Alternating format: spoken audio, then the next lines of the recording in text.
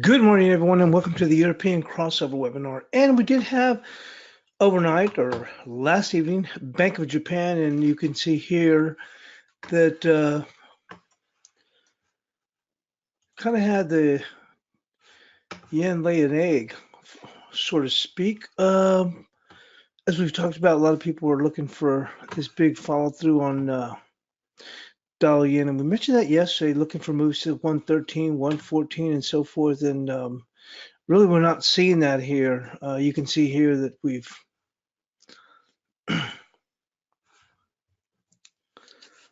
tried to break out, and one of the things that we mentioned is that we have a lot of volume.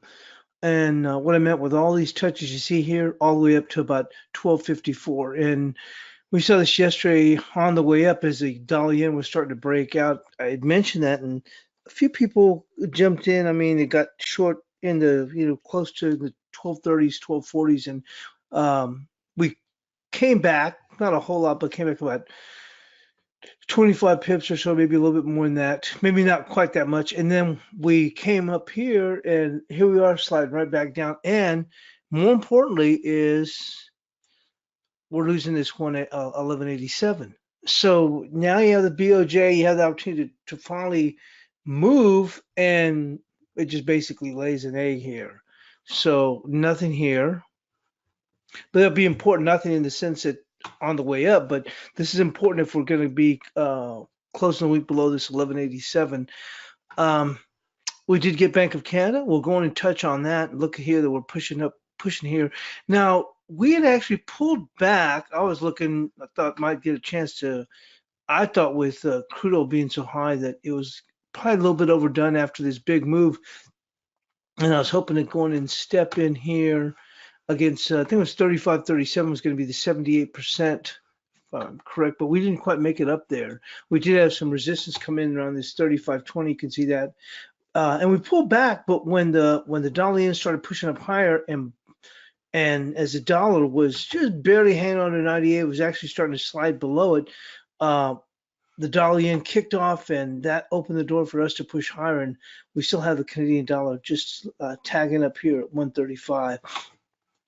Euro did go on and slide back. Remember, this has been our overall target for quite some time here, which has been this 1149.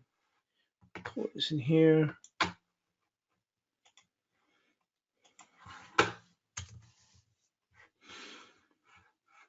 Oh, we had the 1182. That was for our intraday support, which it bounced off of that. I think we bounced off of this and rallied up about just barely above 112 or something. We came back down, but 1149 has been our overall target, and that's where we came down here. And what I've mentioned is that 1149 with a stretch target down to 1129. We'll take a look at that.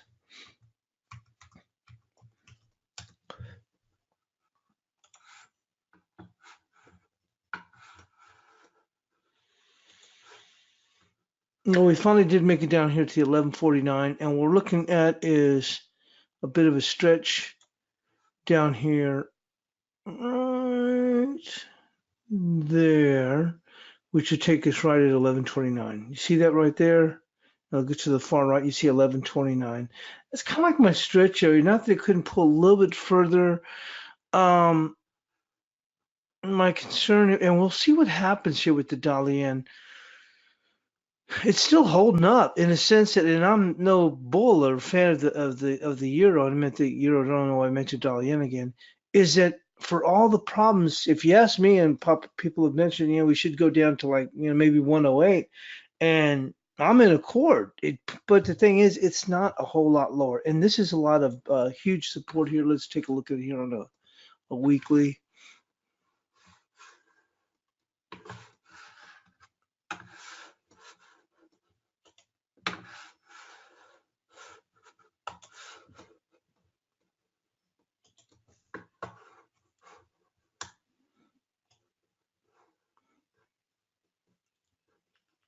You can see here a lot of volume coming in here.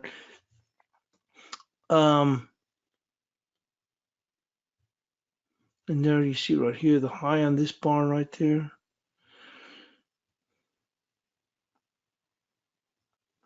1135. That's what I'm saying is if we make that dip, to me, it should be coming apart at the seams. That's the only thing that gets me is that this is some big, strong weekly support here. We should probably be, waking up this morning saying, boy, I knew I should have been short the yen. Look at it. I don't know. I keep saying the yen. I should have been short the euro. Look at it at 1080. You see what I'm saying? And we've dipped and we're still holding here. And that was why my overall target for this thing over the last few weeks has been this 1149. We finally made it. Not that I was staying bearish the whole time, but I'm saying when it would break, okay, 1149, move higher. Okay, I guess it's going to hold above it.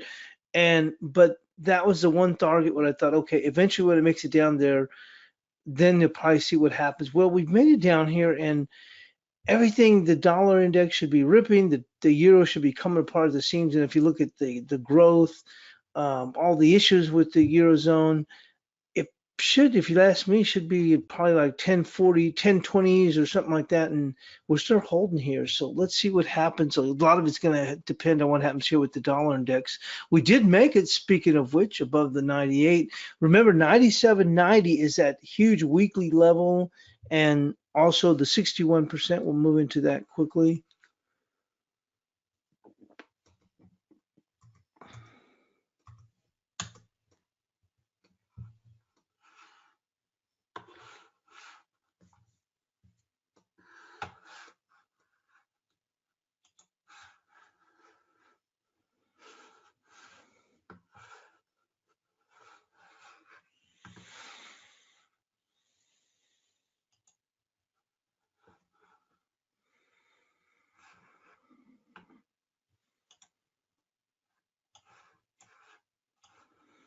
So here's that huge weekly level, and I'm interested to see how this wants to go on and close out the week, but it certainly looks very good at this point. Look at that huge weekly level. And we talked about that even being a big monthly level here.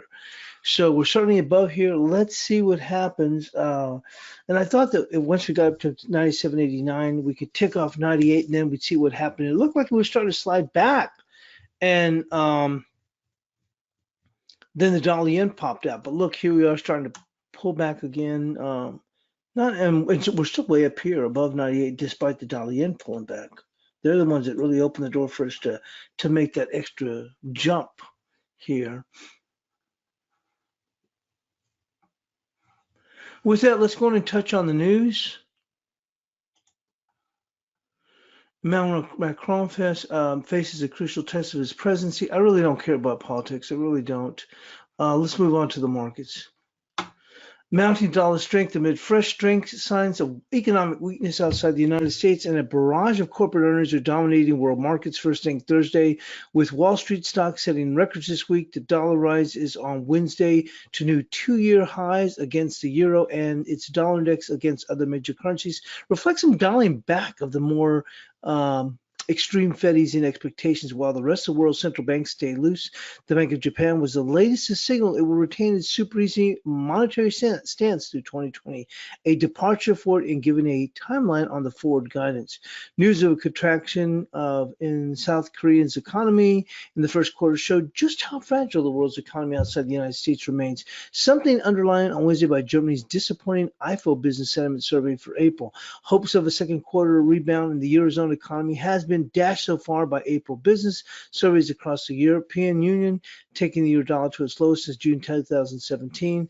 The euro tried to find a foothold above 1150 first thing, with the yen slightly higher too, but dollar strength persisted, with the MSCI's emerging market index falling for the fifth straight day to its lowest in a month. Sterling also remained weaker after sliding yesterday to its lowest since mid-February. If you remember, sterling got down to our buy support was 29.15 and the low was 29.16, and then we saw a bounce off of that. While Wall Street stocks ticked back from record highs overnight, the first quarter earnings season has been impressive so far. Despite expected troubles in the likes of Boeing, Microsoft stock jumped more than 4% after its post-bell results. Facebook shares jumped more than 10% after its earnings smashed estimates. The South Korean and ghost domestic product news left the mood in Asia more downbeat. Shanghai was down more than 2%, with Seoul's Kospi and Hong Kong's Hang Seng down about 0.5% each. And let's see, today we have Spain's March jobless. I think that was there's some good news there. I saw that on in Reuters, but I didn't pay too much attention to it. It's not anything that's market moving for the most part. We do have durable goods today, and ECB's Vice President de Guindos speaks in New York. And this closes out from yesterday, which I thought was important since we had the Bank of Canada. Canadian dollar fell to a nearly 4-month low against its broadly stronger U.S. counterpart on Wednesdays as investors raised bets on Bank of Canada's interest rate cuts this year. It's pretty clear that the Bank of Canada softens its stance against this. Mark Chandler, Bank of Canada has raised rates 125 basis points since July 2017, but the Canadian economy has taken a hit from the province of Alberta's mandatory production cut of oil, the country's biggest export, chances of an interest rate cut, and also worries about the U.S. China trade war. That's not going around anytime soon. I think it's silly for people to mention anything good about that. Look, that thing, who knows when that thing, maybe by Christmas time, maybe it'll finally settle itself out. But anyway, decline of the loonie came as disappointing German data helped push the US dollar. The Canadian dollar was also pushing for an open door today. The market was clearly leaning towards the sell side, and I think that is simply an excuse to press the Chandler. Price of an oil pullback back from the 6-month high as data shows rising US stocks countered fears of a tightening supply from OPEC. So, and on to today's yen steady after Bank of Japan decision. Euro weighed by German growth worries. The euro stayed against the dollar Thursday as renewed worries about a growth slowdown in Germany drove it to a 22-month low overnight, while the yen showed little reaction to the Bank of Japan's policy decision. The Japanese currency gave up a tad of its earlier gains against the dollar after the BOJ announced it intends to keep interest rates very low for a prolonged period of time. German business morale deteriorated in April, bucking expectations for a small improvement. A business index by the Munich-based IFO Economic Institute showed on Wednesday as trade tensions weighed on Europe's largest economy, leaving domestic demand to support slowing growth. The greenback rallied to a 23-month high of 98.18 against a basket of key rivals. Yesterday's strength of the dollar was exaggerated by the weakness in countries other than the U.S., said Masafumi Yamamoto. A big question is if the weakness in Australia and Euro are temporary or not. Well, I don't think that it's necessarily temporary. It's just that for whatever reason, the Euros, I think it should be a lot lower. And that's my concern here is that, well, why the heck isn't it lower? So, like I said, let's see what happens. We've hit this level, the 11.49 the euro. I have a little bit of a stretch target area here of 11.29. Let's just see what it does. Although, if you look at it, if we were to close out towards the week, it certainly would bode for lower prices. It's just that it's not happening. I don't know why the euro is not ripping lower, and we're not closer to 111, and we're close, right here around 11.50. The Canadian dollar was a tad stronger at 34.87, edging off a 4-month low overnight as investors raised bets on Bank of Canada. We'll leave it at that, and we'll just jump into the analysis.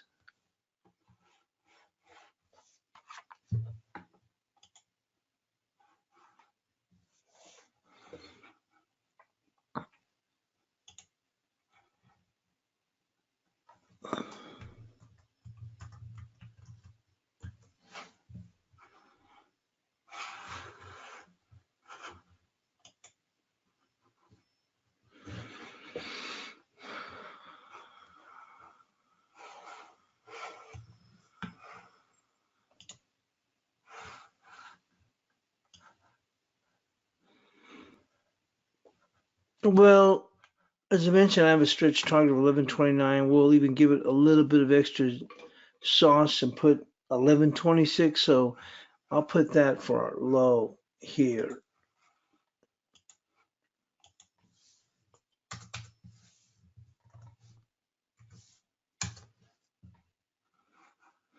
On the upside,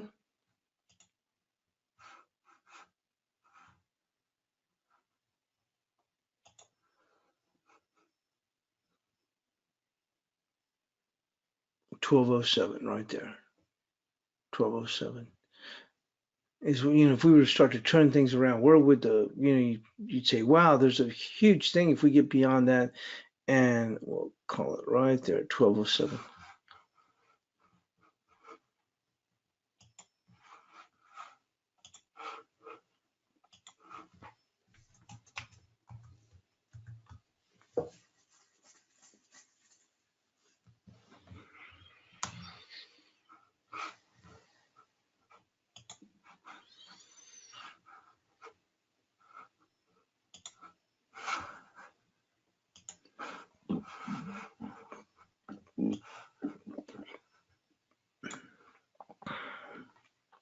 With cable, we had 28.76.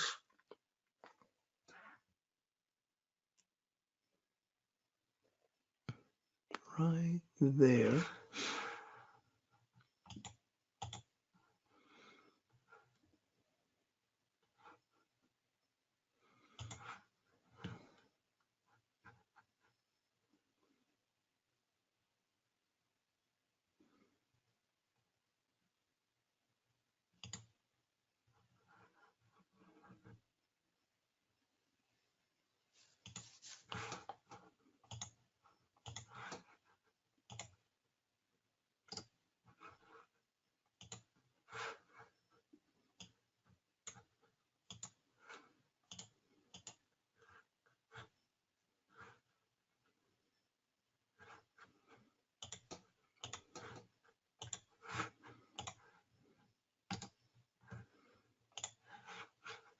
I don't know why that's not.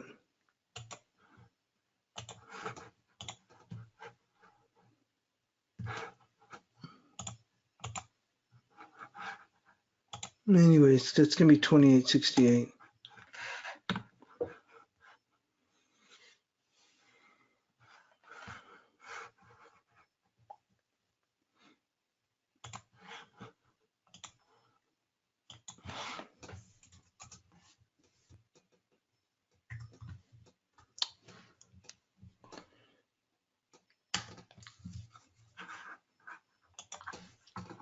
And on the upside here for cable,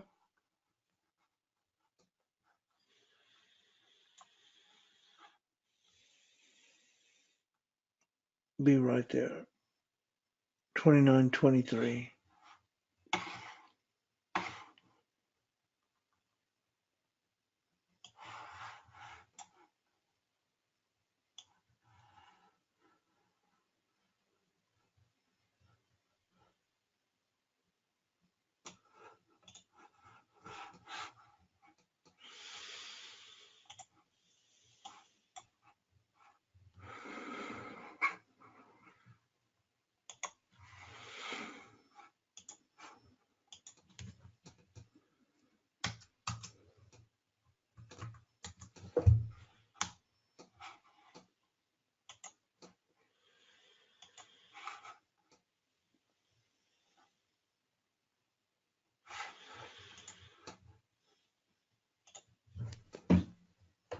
I need to find my little ForexAnalytix mouse pad because this mouse is driving me crazy.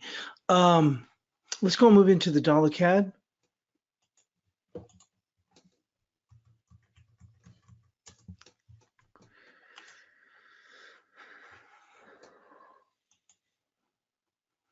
So this is what I was looking at. You see right here, 35.37, that's the 78%. And I was looking on the first run, the first blush, and I thought, well, if you look at where crude is at, this thing is this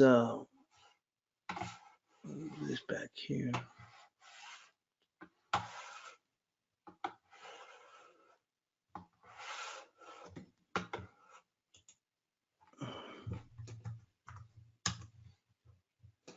Crude is still way up here, and I thought, well, on a first run, I thought that we might be considered the rally we've had. Look at this. And I still think that crude still has. I mean, the dollar CAD has more room to run higher. I just thought on a first blush on this first run, I was hoping to go and just pick this off here right at the 78%, let it dip below 135. But we came up a little bit short on the 2 hour. We did come up here. We had a resistance level at, I think it was 18 or 20, and it ticked that and came off. It's up and away right now with the dollar CAD. So there may be a pause here. We're actually going to go in and put this right here. This 35.38, 37, I apologize, 35.37 will be our resistance. We'll probably see a little bit of a pause there, depending on what the dollar index does overall, but we'll go with 35.37.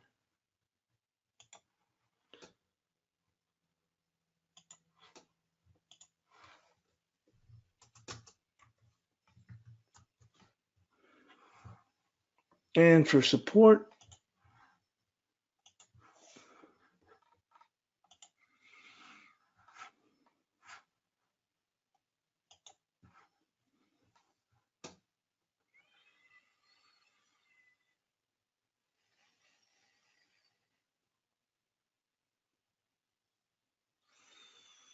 If we were to pair back, doesn't look like it wants to. It'd be 34.60, 34.60.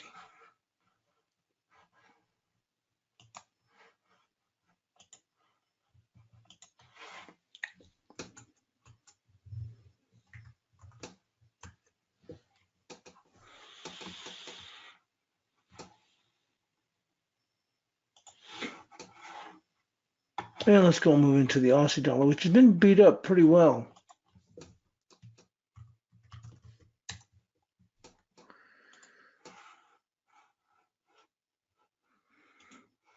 At this point, I would have expected a bit of a reprieve. We're not getting it. We're certainly not getting it. This is probably helping the dollar index at this area here, because as I mentioned, to me, if you ask me, it appears that the euro ought to be a whole heck of a lot lower, and it's not. But it appears that we're probably getting the push in the dollar index coming out of here with the Aussie dollar, and support now is going to come in right there, 69.84.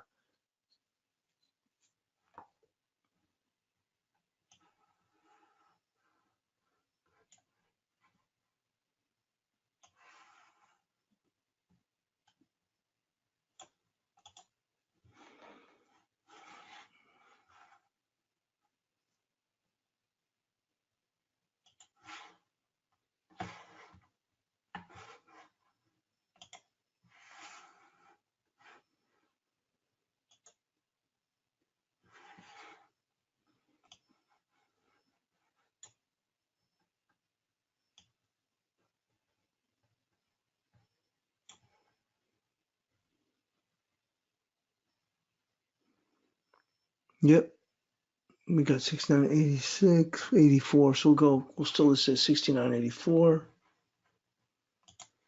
I mean, I thought we were gonna come down lower here in the Aussie dollar, but I didn't think it was gonna come unglued like this, and boy has it. It really opens the door for this dollar index to continue to move higher if we break down here in the Aussie dollar.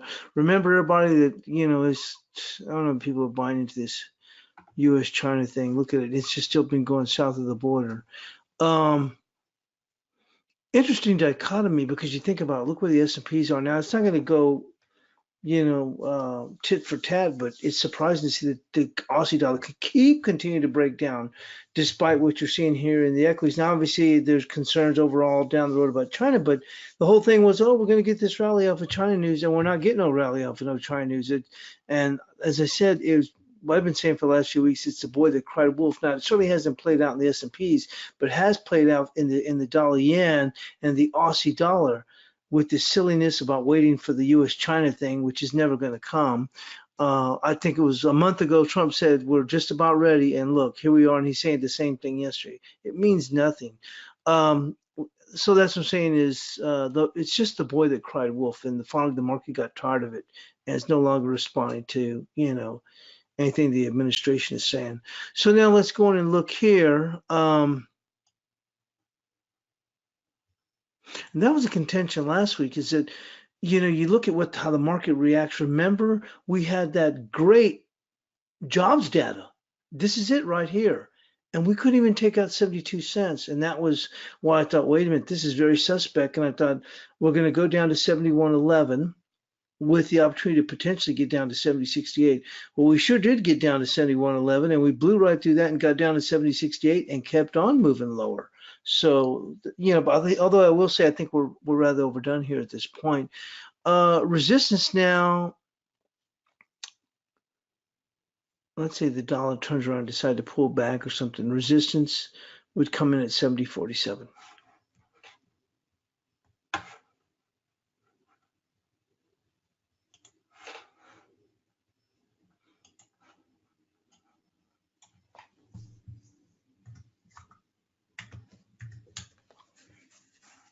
But yeah, I'm surprised that we even lost this much. I did expect us to pull back. Like I said, just on this, we covered this the very next morning. I'm thinking, what the heck? I mean, we had resistance here. We thought at least it come up to 72.33. Heck, it couldn't even take out 72 cents. And after that, it's been south of the border. Let's go move into the Kiwi.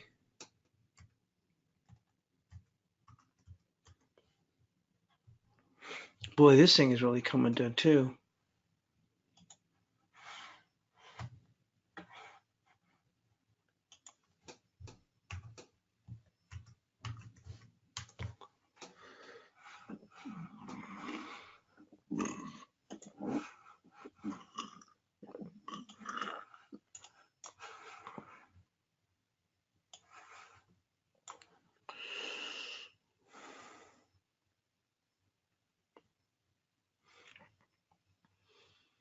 I like this area right there, 68.52.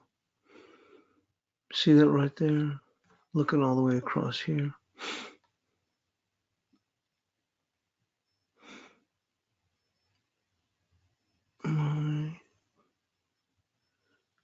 There, I don't know why I'm calling it that. It's 65.74.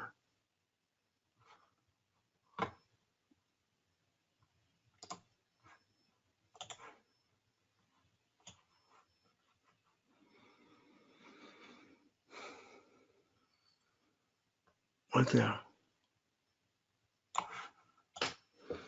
Let's go with that, 65.74.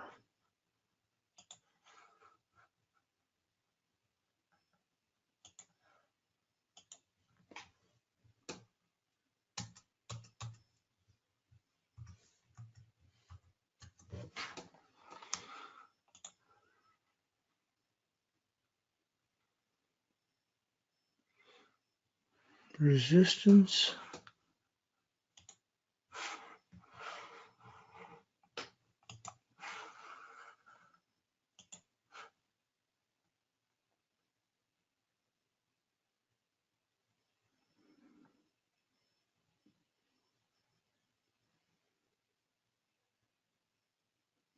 Will be right there at 66.39.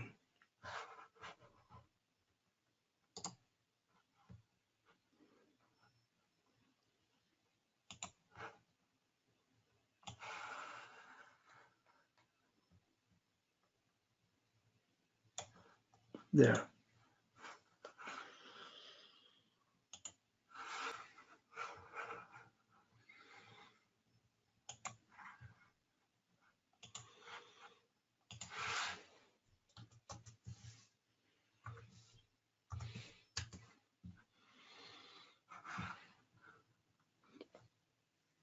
And I'll go and move into the Kiwi yen.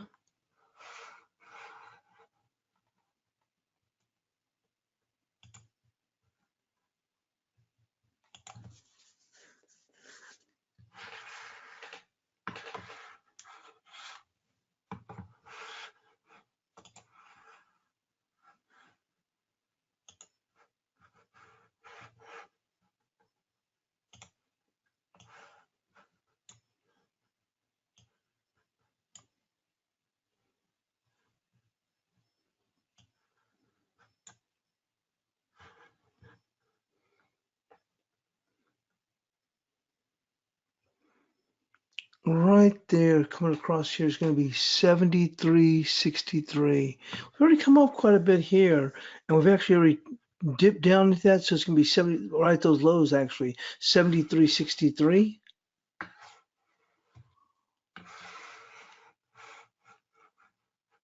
We actually had the low for 73, not low, but the buy chart for 73.75, so we're just moving it just a little bit lower.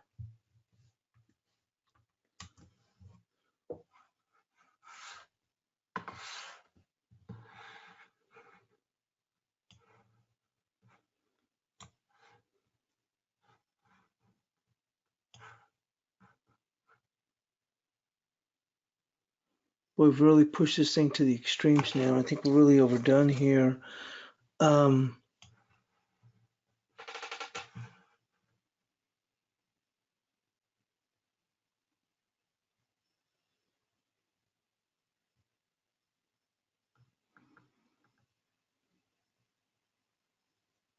Just go resistance. Actually, just going to go with this big level here.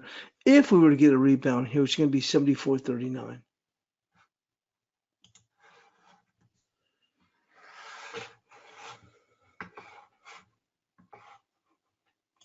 Actually had the resistance before 74.42, so we're just moving it just a hair up, or a hair lower.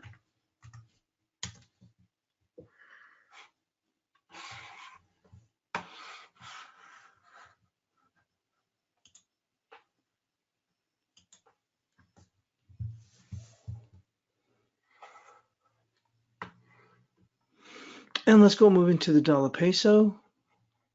We finally saw some signs of life. I did mention here, we actually, right here where I thought I had mentioned yesterday in the chat room, this is where I think that we could make a run to. It was coinciding actually with the fib. So let's see how this thing reacts at this point. Hold on. But don't forget the dollar still continue to move higher. I think I put it 1911.3 if I remember correctly.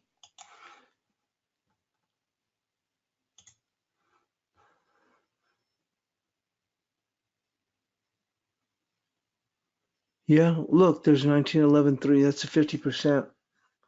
So we did make it up there. You see right here, 1911.3. And that's a 50%. So that'll be our resistance for today.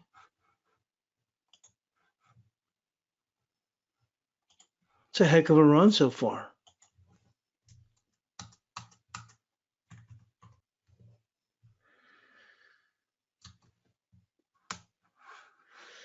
Unless the dollar's going to add on to this, that is not a bad area.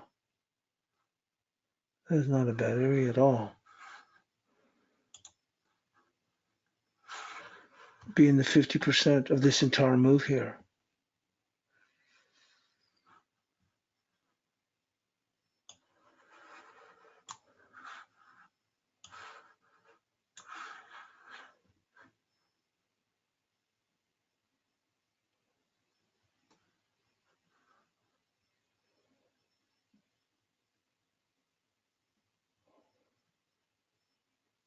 Support would be right there at 19.065.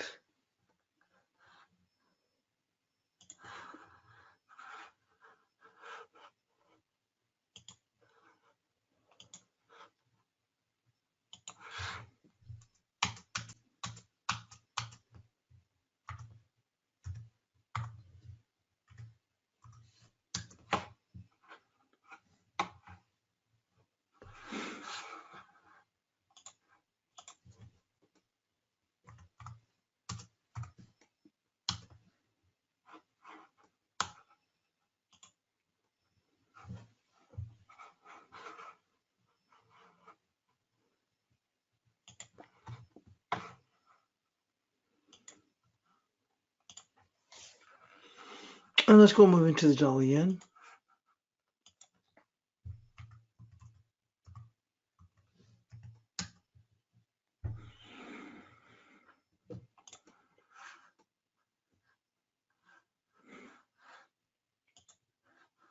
Now, if this market hasn't laid an egg on a lot of people's faces, I don't know what has, because I tell you what, a lot of folks were looking for 113, 114, and we got above this 1187, and we had mentioned even in the Asian analysis throughout the week that we have some pretty good volume resistance on up to 1254, but our resistance has been 1226. We finally popped up here and we pretty much laid an egg, and we're now right here at 1187. If we close a week below 1187, it's a failure. There's no way you can't point this out anything else than a failure. Even if you were to make the case, well, look at it. Let's say we close at 1180. Well, it's only below at 7 pips. Look, that's a failure, folks. A lot of people were looking for 113. I mean, we're looking for 113, 114, even talking 115. Okay, so we finally break above this 1187, and we even take off yesterday. We get the Bank of Japan. Look, it's the same thing that we were talking about when we saw with, and I'm not going to say it's exactly, but I'm saying you look at the same type of example. Remember, we get up here and we get that fantastic, not fantastic, but very, very good jobs data. It's on this day. We've got 72.33, some resistance. We couldn't even take out 72 cents. We took it out the day before, but when the actual jobs data came out, look, we couldn't even take out 72 cents, much less come up to 72.33, on which was a very, very good jobs data. And from there, it's been south of the border. Now, I'm not saying you're going to get the same thing here, but I'm saying when you couple that with, it had a driver to move higher. Remember, we're supposed to keep moving higher because this U.S.-China talks was supposed to be coming. And then, like I said, we got that good, very, very good jobs data out of Australia, and we turned around and just went and just laid an egg. Well, look, here we go. Remember, we finally get above 1187, 113, 114, calls for 115, and look where the S&P's at. So if we lose 1187, by Friday, this is a loss, and I would think then from a technical standpoint, we can start with a move down to about 1040. If you don't close above 1187 at the end of this week. If we lose 1187, which is that breakout point, we did a whole bunch of nothing, and the market was sitting there. When we finally get something, a catalyst, the Bank of Japan to drive us higher. Okay, we may not be seeing 115, may not be seeing 114, but we sure are going to be challenging up to the upper 112. We lay an egg. So this is going to be important for tomorrow's close. Can't stress that enough. Resistance now is going to be right there. 1216.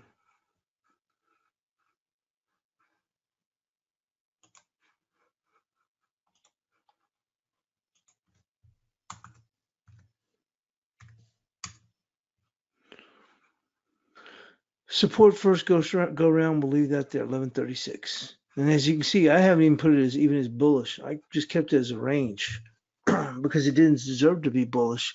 Let's go and move into the cash dollar index. Obviously, this is a big one.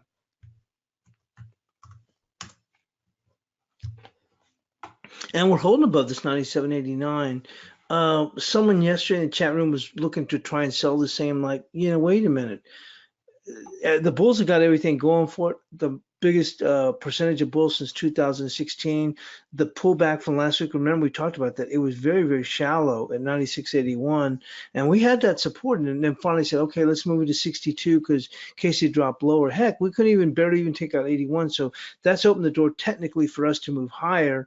I thought, okay, they'll make it up here and probably tick off 98, and let's see what it does after we get above 98. Well, we actually started to slip below 98. Then when the Bank of Japan news came out, that gave it, not Bank of Japan news, but when the yen made that move in the U.S. session in the afternoon, then we saw the dollar index get that extra boost. It actually got up to 98 and then started sliding down. I think it was like at 97, 96, not even much, but I mean, it was thinking like, what the heck are you doing? You get above 98, we should be, blowing and going higher. Well, it got that extra juice. Now, the dollar in a sense pulled back, but remember, the Australian dollar has really come under some heck of a pressure. Now, it's not too far. The Australian dollar, remember, it's about 20 pips of basis for some good key support. Kiwi is also close to some support, but it doesn't have the impact that the Aussie dollar would have in comparison between those two. Obviously, the euro comprises 56.4% of the dollar index. So let's see what happens. It's going to be key if we can hold this 97.89 through tomorrow, through the end of close tomorrow. But certainly things still look good. But once again, like I said, the Aussie dollar is close to it's close to only 20 pips away from some key support. So where do we go from here? Well, that's a very interesting thought here. Let's go and take a look here on the daily. To me, it's all about, do we hang on above this 98?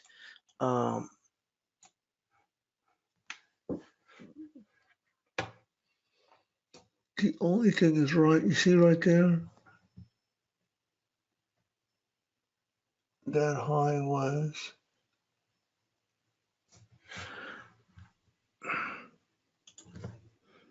this is important, so let's go back.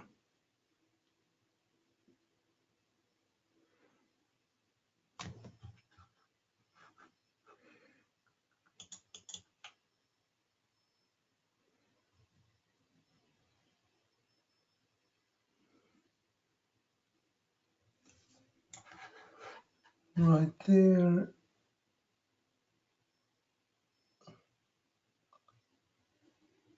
$98.12. Holy smokes.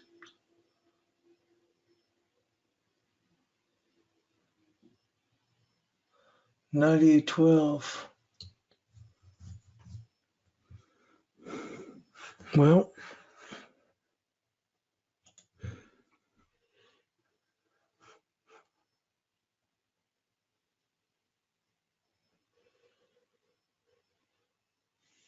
it can push as high as 98.46.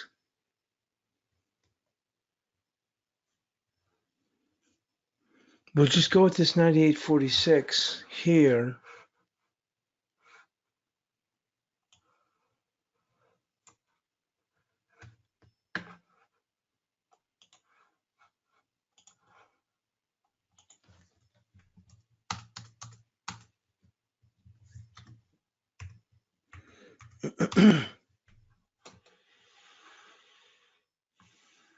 And to me, things like this here are not important here. You know, you could run a fib and say, okay, it's 127. So look, this in the big scheme of things here means nothing right here. This move here, okay, it's not of any real significance. Um, to me, obviously, right now, the key thing is remember 97.89 is also key monthly, and we're almost at the end of the month. And that was a 61%. Would we push above 98? Yeah, because remember, we have the most bulls since 2016. My thought is, what are we going to do once we get it? And we're here. So we need to make that move and continue to move higher, or let's see what happens. So this is going to be important over the next week or so, is if we can maintain this area above 98. And like I said, the euro, some stretch area here, support around 11.26. The Aussie dollar is only 20 pips away from some very, very key support. So it's going to be interesting. Now, remember on the cable, we said if it got a weekly close below that pivot of 28, was it 28, 29.80, it would really bode for a move all the way down to 126. 126.16, I believe it was. So it's going to be important to see what happens here and how the dollar closes out the week. Very, very important for whether we're going to see this move extend beyond. Support is going to be that 97.65. Remember, that was that key area on the, well, actually, it's 97.68 on the 2 hour. It's 97.68. So hold on.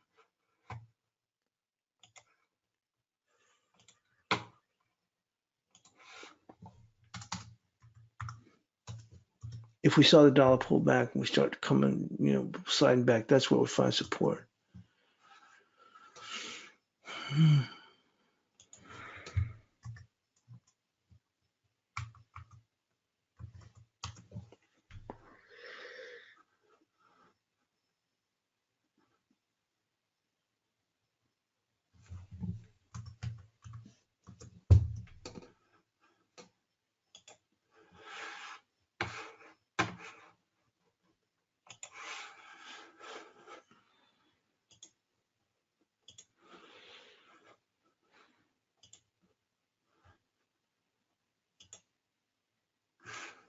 Well, we still have the pivot here, 1267.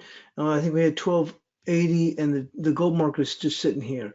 You know what? I tell you what, the gold's holding up relatively well if you think about how the dollar's breaking out, and the S&Ps are up here in the stratosphere. So no change here in the cash dollar index. Well, the XAU right there, no change. Bearish 1267. The pivot provides support 1280 on the upside. Let's go and move into the cross rates.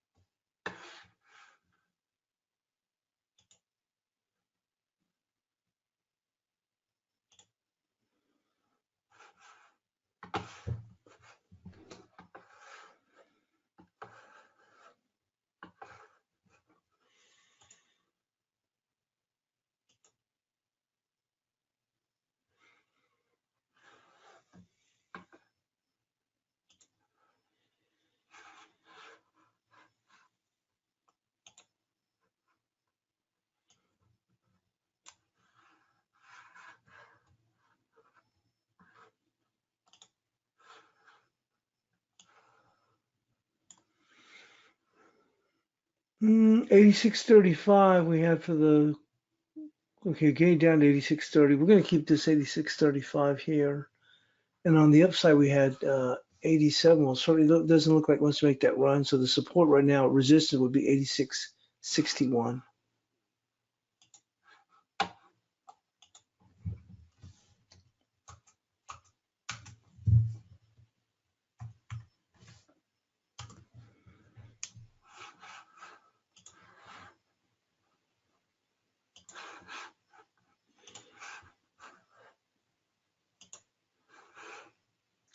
Well, the euro yen is continued to go and move lower. Looks like that would have been our support here at 24.68. And this before it broke even lower. Wait, let's see right here, 24. Let's go right there, 24.68.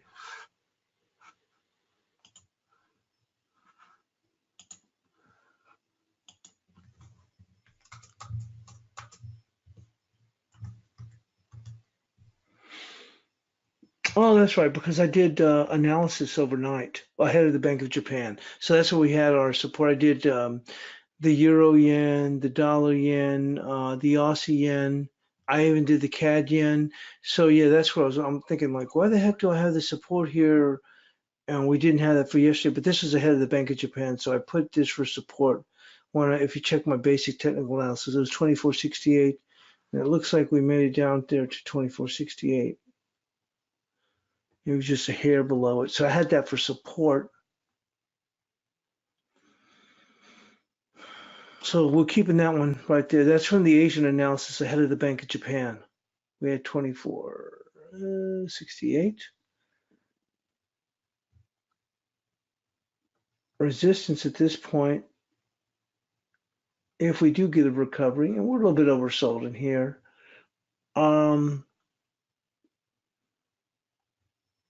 If we could push higher and turn things around, be 2520.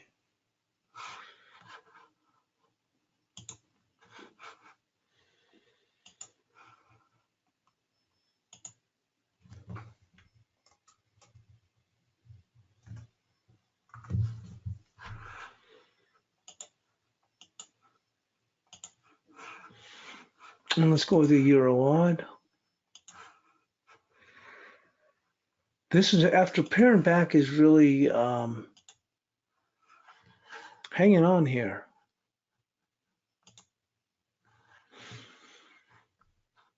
I know me and Rick top tick this one up here.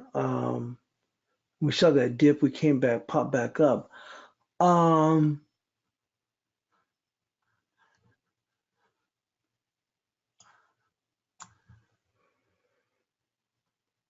We are really hanging here around at this level here.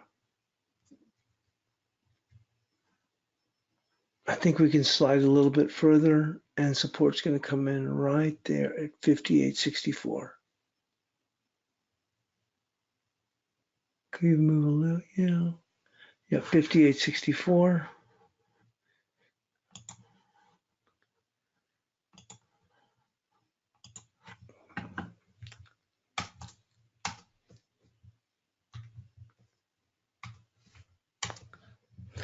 Upside, this was a tough one because I think you can consider where the Aussie's at and where the Euro's at. You can make the case that this thing is going to jump either way, and I'd rather just go play against the extremes right now than actually be in a position right now. And it's even showing you that because we did get a pop here. We did make this run. We ran up in here, went to about 28 and came right back down. Certainly suggests that we can move lower, which is potentially down to 58.65. Resistance is going to be right there at 59.37.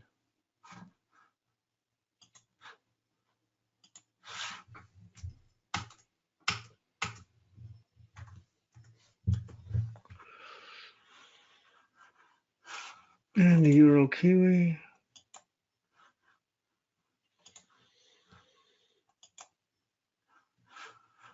People were looking for higher. I just wasn't so sure. I'll tell you what, it did move higher. I wasn't because it was sitting here for so quiet for just doing a whole bunch of nothing, and we finally did make this push higher. And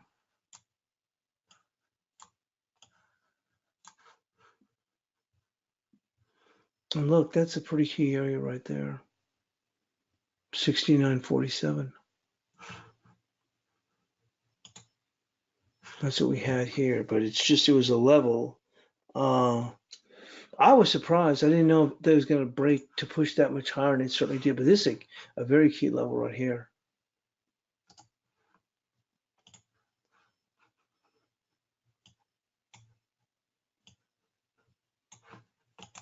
I think Blake had something. I saw something. He was looking at an inverted head and shoulders and says that satisfies that and completes it. So I guess we can see the market pull back from here. But 69.47 is huge.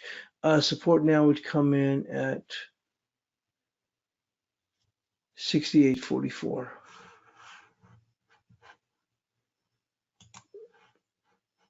Oh, then we already had it 68.43. Let's go move into the Aussie Yen. Same thing with this one. We actually did the Asian analysis on that. I don't remember what the figure was. But anyway, I put that ahead of the Bank of Japan. Wow, this thing has really come under some pressure. This is where the support would have come in right there, which is 78.17. We have to look at that. We're getting a good hammer bottom, so I think that might have been all she wrote on that one. So that would have been my, if you would have called a little bit of stretch here, 78.17. The market looks like it stopped around 22. Let's go right, for right now, it's going to be right across here, right there.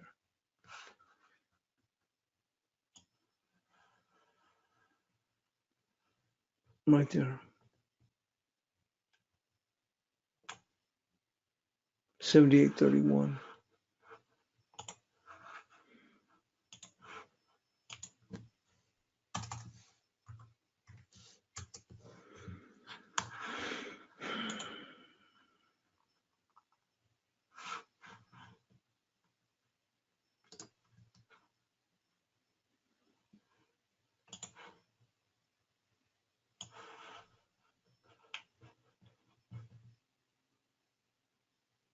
Right there is going to be a resistance.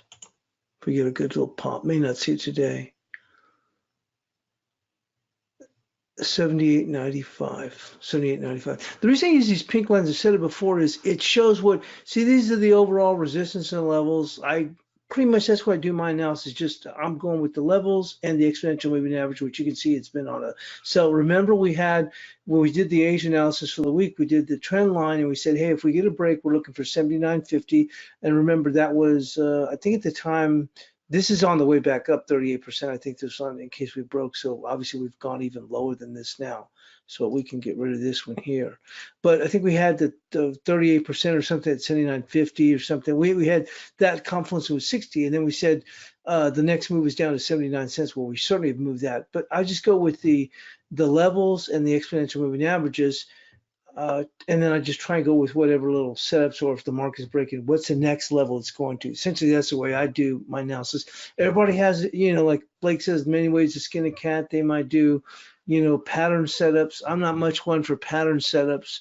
I just pretty much, like I said, go with the levels and the exponential moving averages and what's the next level we're going to. But these help me look at, so if you look at the chart, then you can see what I'm looking for that day. And it allows it to stand out for me. That's why I do it that way, as opposed to you seeing me extending the line all the way. I'm not interested in doing that. I just want to see when a market moves, where am I looking at for the moves for that day within the reason of the overall pattern. So on the upside, we'd be looking at 78.95, well, actually 78.94.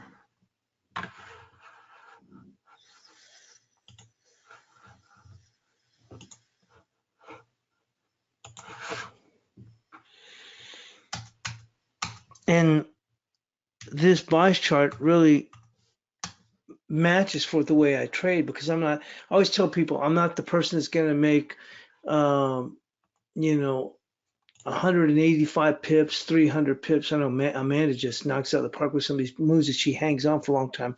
I'm just in and out for the day, or for my moves, or for the next 24 to 48 hours. It's really a stretch if I don't even think I'd even make it for 3 days. But I mean, I might be looking at a move and move within that move over the course of 2 to 3 days, but that's really all I'm looking at. I'm basically looking at 24 to about max 72 hours. And so in that, within those ranges is what I try and move within. It's just not, I'm just not that type of trader that can hang on. Now, like I said, I was looking for a down move, and sometimes I'll catch some of these moves, just like me and Rick top ticked it here on the, I had on the Euro Aussie, I had 59.56 and the high was 59.55 and a half. And we got short at that time, and then it turned around and dipped back. So I'll catch these moves, but I don't hang around for that long. It's just not my personality to do that. I wish I could be one of those people that can hang on for 200 and 300 pips. It's just not my modus operandi. Let's go move into the sterling versus the yen.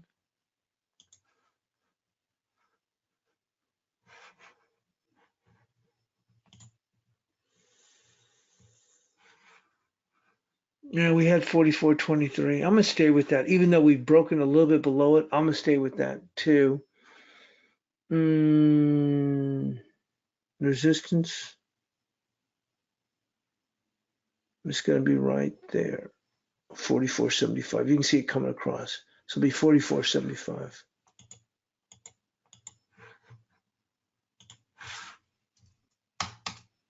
There's many ways to go and trade these markets, many ways. Now let's go into the sterling versus the odd.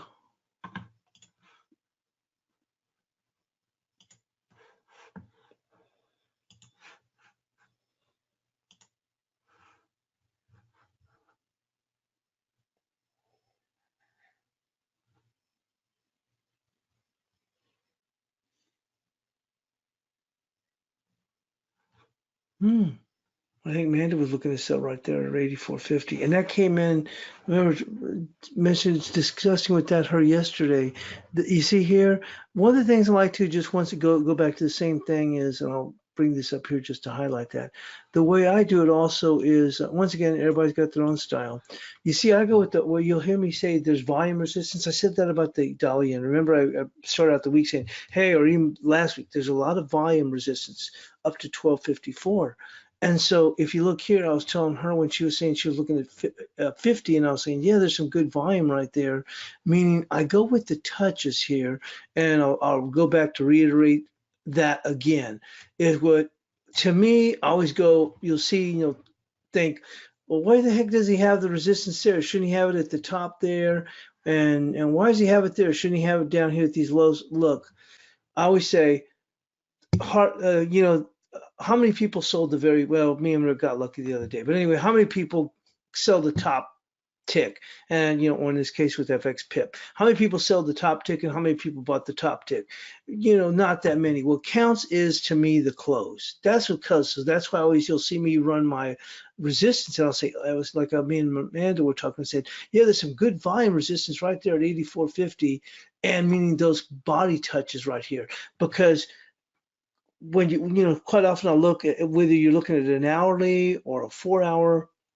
To me, it's an hourly. I don't use hourlies, but I'm saying is using that as an example is someone might be short, someone might be long, but they're going to be looking at the close of that bar to see, okay, what's going to happen here? Because whether it's the end of the day, the end of a 4-hour bar, the end of an hourly bar, it comes time to put up or shut up on that close. So that you'll have traders they may be short, or let's say for the week, and let's say you have someone saying, wow, I'm short the dollar, I gotta get out, man. Look at the way it's going to close the week. So that's what I'm saying is, that's why to me it's all about the body touches. I don't really care about the high tick. The only time I look at the high tick and the high low, obviously for Fibonacci, what I'm saying is when I'm looking at it to trade is at the release of a report. Let's say the NFP or something, the ECB or whatever. Then I'm looking at the high tick and the low, low pip within that move. But when I'm doing the analysis, I'm just going with the body touches right here. I'm not interested in the very high tick and the very low tick. Okay, so that's why this was a very good area right there, that 84.50, and that looks like that right where it ran out of gas too. For resistance now, because may not see that again. Resistance, here we go. Once again, the body touches to me would be 84.29, and we're just about done anyway.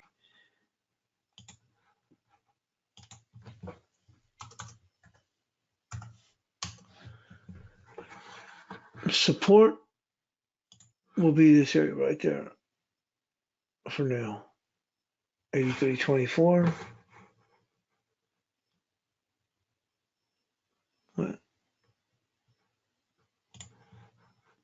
Well, then we already have it. And let's go move into the CAD yen.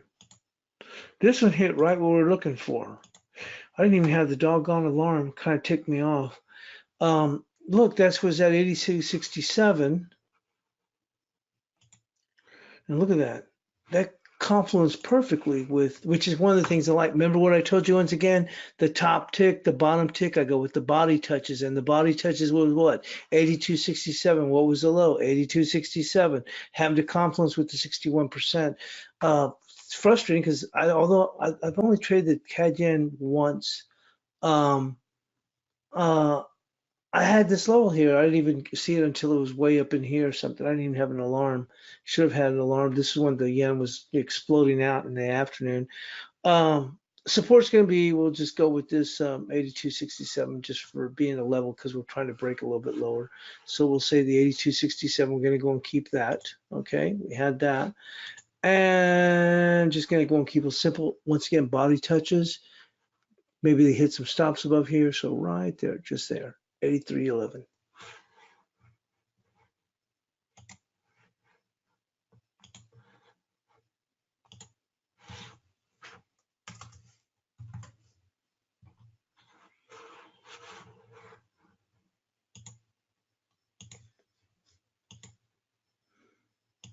And there is the bias chart for today. I'll get that posted, and thanks for joining us here on the European Crossover webinar.